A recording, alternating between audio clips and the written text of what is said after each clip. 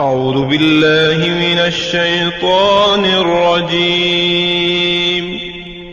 پناہ مانگتا ہوں میں اللہ کی شیطان مردود سے۔ بسم اللہ الرحمن الرحیم۔ شروع اللہ کے نام سے جو بڑا مہربان نہایت رحم والا ہے۔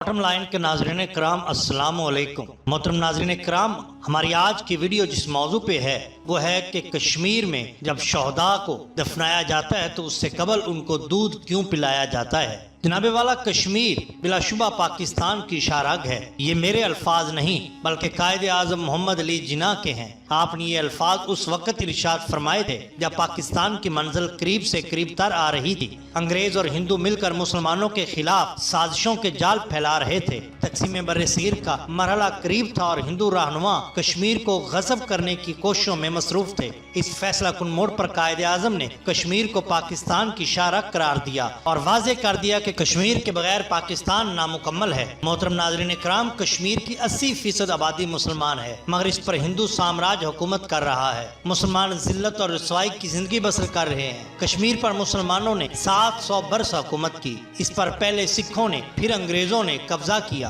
انگریزوں کو جب رقم کی ضرورت پڑی تو انہوں نے سن 1846 میں پوری ریاست کشمیر 75 لاکھ روپے نانک شاہی کے عوض گلاب سنگھ کو فروخت کر دی۔ گویا ایک کشمیری کی قیمت 7 روپے مقرر ہوئی۔ پوری تاریخ انسانیت میں یہ پہلا موقع تھا کہ ایک قوم کو چند سکوں کی عوض فروخت کر دیا گیا۔ پھر ڈوگرا راج کا ستمناک دور شروع ہوا۔ مسلمانوں کے لیے جینا دشوار کر دیا گیا۔ اس دور کے حوالے سے شاعر نے لکھا: ہر گل کی جبیں پر شکن ہے، کشمیر لٹا ہوا چمن ہے، ہونٹوں پہ رکے ہوئے ہیں شعلے، آنکھوں میں جمی ہوئی ہے جل۔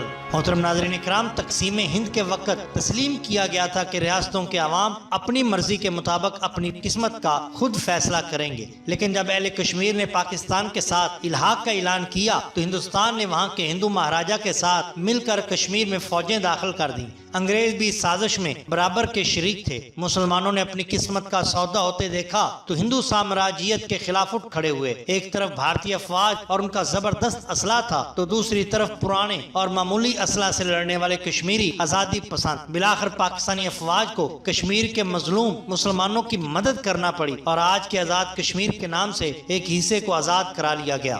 ہندو سامراج نے جب کشمیر کو ہاتھ سے نکلتے دیکھا تو پنڈت نہرو نے اقوام متحدہ کا دروازہ کھٹکھٹایا۔ 1948 اور پھر 1949 کی قراردادوں میں سلامتی کونسل نے واضح طور پر اعلان کیا کہ کشمیر کے عوام سے آزادانہ اور غیر جانبدارانہ رائے پوچھی جائے گی کہ وہ کس ملک کے ساتھ الحاق چاہتے ہیں۔ مگر وہ دن اور آج کا دن ہندوستان بڑی بے شرمی کے ساتھ کشمیریوں پر ستم ڈھا رہا ہے۔ 1965 پھر 1971 1999 اور اس کے علاوہ بہت سے چھوٹے موٹے معاملات بھارت اور پاکستان کے درمیان جنگوں اور جھڑپوں کی صورت میں ہو چکے ہیں، مگر ہندوستان کشمیریوں کی قسمت کے ساتھ مسلسل کھیل رہا ہے۔ محترم ناظرین کرام، سال ہا سال سے مظلوم کشمیری جابر حکمرانوں کے خلاف نبرد ازماں ہیں۔ لاکھوں لوگ اس جنگ میں لقمہ اجل بن چکے ہیں، مگر جابر حکمران ویسے کے ویسے ہیں، مگر ان کے کان پر جوں تک نہیں رینگتی۔ وہ مسلسل ظلم ڈھائے جا رہے ہیں اور کشمیری مسلسل شہادتیں دیے جا رہے ہیں۔ ناظرین اکرام، ہمارا آج کا موضوع یہی ہے کہ کشمیری شہداء کو دفنانے سے قبل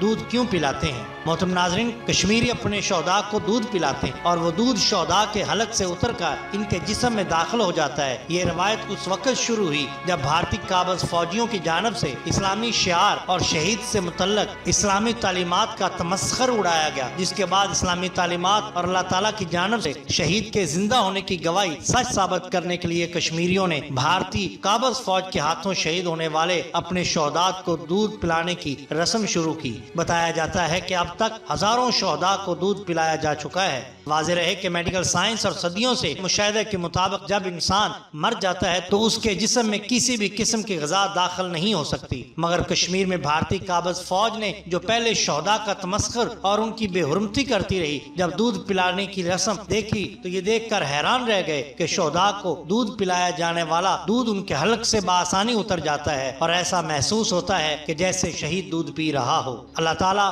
کشمیر کو آزاد کرائے۔ ناظرین اکرام، اگر آپ کو ہماری یہ ویڈیو ویڈیو پسند آئی ہو تو لائک کیجئے، سبسکرائب کیجئے ہمارے چینل دا باٹم لائن کو، تاکہ ہم آپ کے لیے اور بھی بہترین ویڈیوز لا سکیں۔ اپنے دوستوں کا، گرد و نواح کے لوگوں کا بہت خیال رکھیے۔ اللہ اور اللہ کے رسول صلی اللہ علیہ وسلم سے بے حد محبت کیجئے۔ آپ کا بے حد شکریہ۔ اللہ حافظ۔